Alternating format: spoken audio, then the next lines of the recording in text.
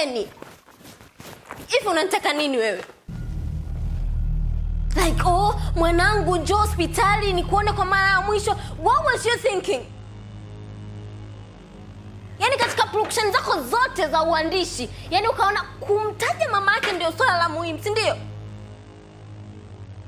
Unajua uchungu wa mama wewe? Usiniangalie hivyo Penny, I'm serious. Unajua uchungu wa mama wewe?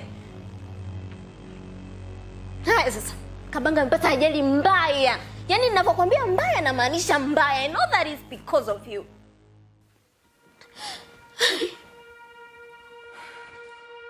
Let me ask you one thing.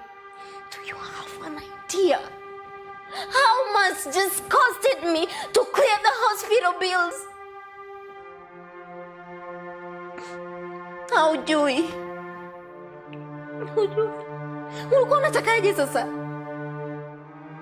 Ulikuwa unataka nipoteze, si ndio? Ulikuwa unataka unipoteze Penny, mimi usinichekee. Ulikuwa unataka nimpoteze. Hebu kaa. Usiniambie nikae. Usiniambie nikae. Kwa hiyo mimi ninavyokuambia hapa havina maana au kitu gani? Mimi sipendi dharau. Nakwambia vitu vya muhimu unaniambia mkaa, mimi nimekuja kukaa hapa kwako.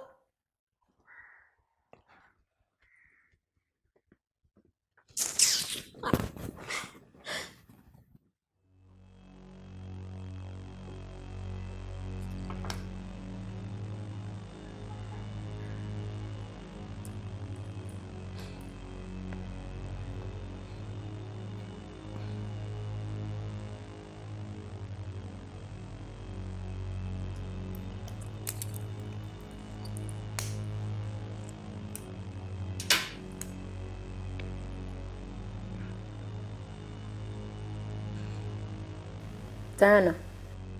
Wewe si ulikushinda kwa sababu ukaja kwangu. Sasa imekuja tena. Ndio kwanza plani ya kwanza unakuja hapa unalialia.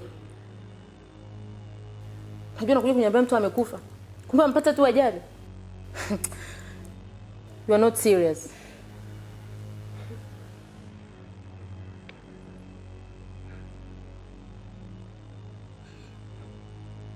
Unadhani kwa machozi yako ndio utampata Kabanga?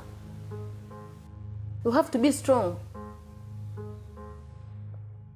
Sasikia. Mimi ndo Penny.